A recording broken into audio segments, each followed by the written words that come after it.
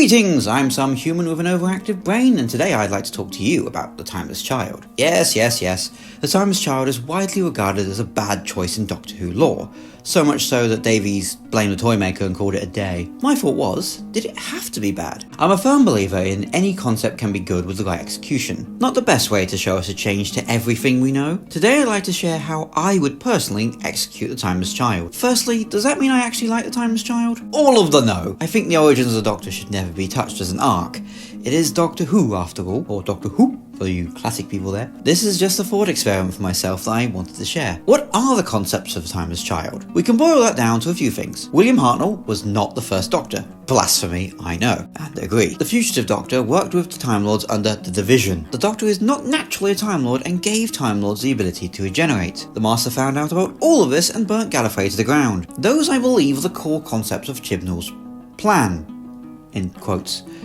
A massive lore change that was revealed with all the subtlety of a Dalek's singing voice. Starting with the most controversial, which with this list is saying something, William Hartnell not being the first Doctor. Him being the first Doctor has been stated many times. Reminder that just because things have been contradicted before by accident doesn't mean you can't be careful. The TARDIS only breaking during this incarnation adds further confusion as to why Fugitives was a police box. We'll get to her later. Pre-Hartnell is a concept a lot of people don't like as a rule, because Hartnell has earned a lot of respect. For the record, I agree. Again, mystery of the Doctor. For this thought experiment, there are a few ways we can go about more Doctors. Straight-laced, there are more Doctors before Hartnell. He is the one who successfully fled the Time Lords, the one free to travel without being monitored. Ones before this Doctor also went by the Doctor, though it's unsure why. You could also make that a lingering mystery. Why does the title always appear even when the Time Lords wipe the Doctor's memory? Another way ties to the whole 6B theory. Hartnell is the first Doctor still, but the second Doctor is taken by the Time Lords. He is handed over to the Division, who see the effectiveness of the Doctor and grant them access to the limitless regenerations.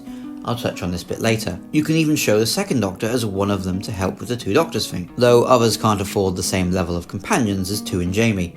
Even the Doctors know not to separate husbands. This is where the vast array of Doctors could come into play, with only the one turning into John Pertwee being finally reverted back and being exiled. The key to the execution to either of these, in fact a lot of things that we're going to be talking about, is slow burn. This is far too big of a concept to do in one series. This is a showrunner arc at minimum.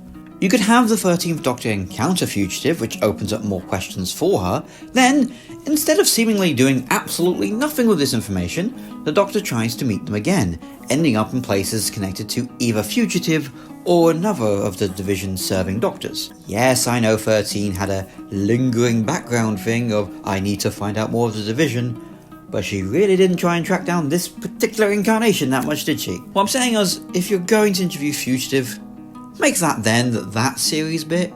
Don't wait another one to do it. It was just weird. To use the other as an example, they didn't even talk about them at first. We got a hint that the Doctor was older than we knew and was around during the start of the Time Lord era. Slowly but surely, we got hints about a much bigger story. Speaking of other Doctors, Fugitive! Jo Martin portrayed a Doctor with a lot of bite to her as a nice contrast to Thirteen's bubbly nature. Now I've already touched a little bit on where she would fit in this. Granted, it was part of a collective. Perhaps it is her encounter with 13 that leads to her eventually being exiled as free again. If you really want to shave things up a bit, make Fugitive an isolated incarnation from the future. An incarnation who is back working for the Division and has had their memory erased unbeknownst to them. Though admittedly that strays from the Timeless Child concept a little. Mind you, I'm pretty sure a lot of people would want me to stray away from that child, but that's not my experiment today, folks. The Timeless Child being found, okay, that's a good start, just don't actually show it. Showing it like it was way too solid, if that makes sense. You don't resolve a mystery by slamming a 10-minute essay on the answer down on the table. I was eating there, it's rude.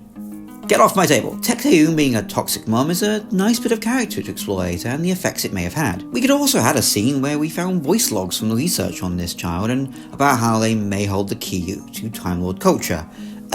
Think the voice notes that you find in Bioshock, for example. Have Rassilon know about all this and take credit. Maybe a line about the Doctor's DNA being altered to be more Time Lord so they can control them. Drip feed us the horrible experiments that the Timeless Child went through. These details should be slowly given out a little at a time. Granted, it's something that would have had to be planned a hell of a lot with all the writers involved, but that's a showrunner's job, to run the show. They are the master of it, if you will. Speaking of, the master destroying Gallifrey. Pretty easy, wasn't it? get rid of it? Hell no, he still does. The Time Lords are a different matter. I'm a huge fan of Time Lords being a little otherworldly, see War Games, so I love the idea that they allowed him to destroy a planet just to let him vent and think he's won. They are Time Lords after all. It took a Time War to come close to destroying the race. Have sprinklings of Time Lord activity around the place, imply that Time Lords have had more than enough time to plan against the Master. The finale could still take place on the Ruin Gallifrey, the Master converting what he thinks are captured Time Lords, but are just decoys, and showing hints that the true Time Lords are still around. And these are just the way I thought of. I'd love to hear what you guys have thought about Timeless Child and how you would fix it, or if you think it's irredeemable. I have been some goblin disguised as a human. Take care.